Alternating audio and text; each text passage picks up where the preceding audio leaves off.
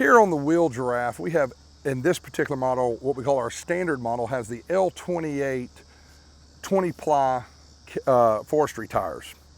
You can play with the air pressures to get flotation to traction.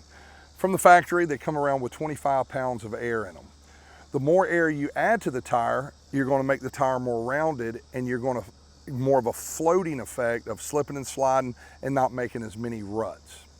As you let the air pressure out of the tire, you're going to gain traction, grip the ground, but you will make more ruts, possibly in somebody's yard, property damage.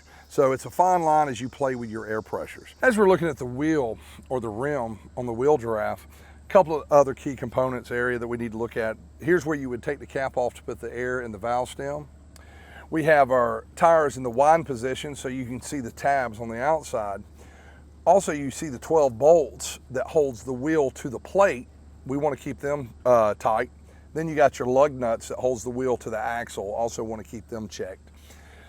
Your planetary gearbox, you got your plug here, of course 3 or 9 o'clock position when you check it to see if there's any gear oil.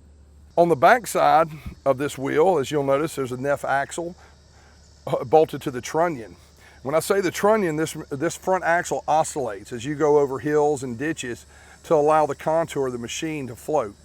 So under there's 2 grease fittings in the center on the pillow block bearings, and you would want to keep those greased on a daily basis.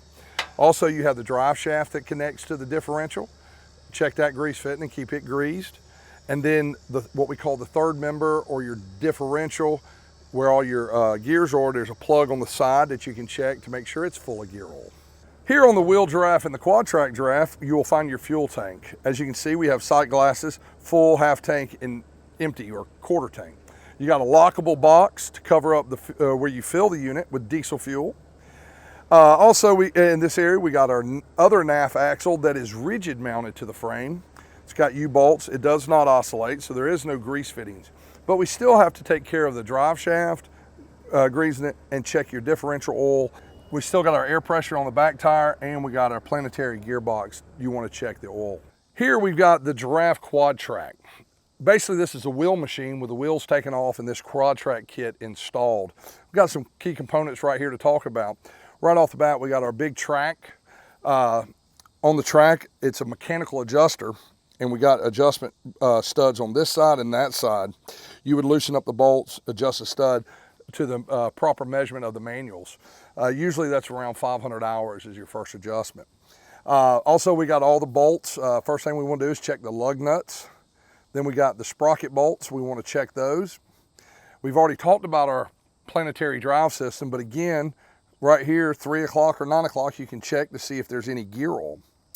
As you can tell on your main idler bogey wheels, there's 4 sets. Of course, we got some crucial grease fittings, 1, 2, 3, 4, that we need to grease every day. Very crucial, especially if you do a lot of roading. When you pull out on the road and you put this thing in high gear, and you start getting up 10 plus miles an hour, there could be a lot of heat generated. And if we don't do our daily greasing, we're gonna have some bearing failures. There's also one other grease fitting that we'll talk about, and it's the main pin that holds this whole undercarriage to the unit. But again, this quad track system has 5 grease fittings per axle that needs to be greased every day. And again, 1, 2, 3, 4, and then the main pin. We got our 24-inch saw blade, the bread and butter of the machine. Without the saw blade, the machine's worthless. So right off the bat, you can tell this 24-inch blade has steel carbide tips. There's roughly about 78, almost 80 tips. So basically, when we tell you when there's 8 tips missing, that's 10% of the tips on the blade, it's time to put a new blade on it. When you're looking at your blade, you want to make sure you don't have any cracks, it's warped. This right here are what's called reliefs to get rid of the sound. The old saw blade that was solid makes a high-pitched sound. The new ones with the relief got away from that. To replace this blade, of course, you're going to remove this 2-inch. Takes a 2-inch socket to remove this nut, and then you can pull the blade off. But before you can pull it off, first thing you want to do is these locking tabs on this washer, you want to take something and bend them back like a screwdriver or a chisel. Once you get all 3 locking tabs bent back, then take and clean up the threads of any built up sawdust of so forth, then remove the nut. Righty-tighty, lefty-loosey. There is no reverse threads here. Once you remove the nut and the big thick washer, you'll be able to remove the blade. Just remember, whatever side you take the blade off, make sure you can put the blade back on the correct way.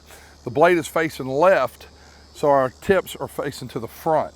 If this saw head was rotated the opposite way, the blades would be pointing to the back. So make sure you always put the blade on correct. When reinstalling the blade, you got the blade on, you put the washer, you tighten down the nut. Make sure you always put that washer back on between the fat washer and the nut. Take the lock washer and then bend the 3 other tabs down. Once you've used all 6 tabs after twice, discard that washer and put a new retaining lock washer on. The roll pin that's in the center of the shaft is used to hold the hydraulic shaft if you couldn't use the impact. So then you could hold the shaft with 1 wrench and then take your 2-inch wrench to break the nut loose. This piece right here, we call it the deflector. Basically, when these little carbide tips fly off, it will hit this piece here and go to the ground versus flying back at the machine. There's a chance it could hit through the holes of the engine compartments and do damage to the machine. This is why this piece is on there. A little terminology of the unit. Again, saw blade, inner boom, outer boom bearing, guide rail, key stock. There's so many names for the plastic guide rail. Here we have our outer bearing with the guide roller. As you notice, there's 2 bolts sticking out. That is normal. That holds the pin that holds this roller in. If you run your fingers across the roller, you'll feel that it's got a real fine grooves in it. Over time, those grooves will wear down and become very smooth. When it starts getting very smooth, it's time to replace this roller. Also, as I'm inspecting this on a day-to-day operation, I'm going to start looking for loose bolts, making sure everything's good and tight. Of course, we talked about the carbide tips, making sure I got all my tips and I'm in good shape. With gloves on, I would grab the blade and I would go side to side. If this blade moves at all, take the unit out of service, call Jarraff Parts, and talk to them about a new saw arbor. The bearing is going bad. This blade should be good and tight, showing that you're ready to go to work. We got our Stay Back 300-foot decal. This is for any bystanders, other people on the ground. We're just letting them know to stay 300 foot away from the machine. As you can see, we got the limb riser. We got 2 of them. So if a limb starts sliding down the boom, it hits this and gets kicked off to the side instead of trying all the way going down to hitting the machine. These 2 bolts right here, 2 on this side, 2 on the other side, is the actual hard stops that stop the inner boom from coming all the way out. Once the inner bearing comes up and hits this, the boom stops extending out. Here at the saw head, we got some key components that we need to pay close attention to. Right off the bat, we got our hydraulic motor. We want to always make sure the bolts are good and tight, the motor's tight. But the main thing is you'll notice is a grease fitting. When it's rotated with the saw blade on the right, it's at a 7 o'clock position. If it is rotated where the saw blade's on the left, it's at a 1 o'clock position. But we want to grease this grease fitting twice a day. Once before operation and then once after lunch. As you're greasing it, if you look between the 2 washers on the saw blade here, grease will start coming out. Then you know you've greased the saw arbor properly. Now, when this saw arbor does wear out, you'll get that looseness I was talking about earlier. The blade will flop side to side. Take the unit out of service, call Jarraff Parts, and they will send you a complete saw arbor assembly. The old days of replacing the bearings or a shaft, we don't do that anymore. We sell you a complete saw arbor assembly, bolt-in item, bolt the blade back on, hydraulic motor, and you're good to go.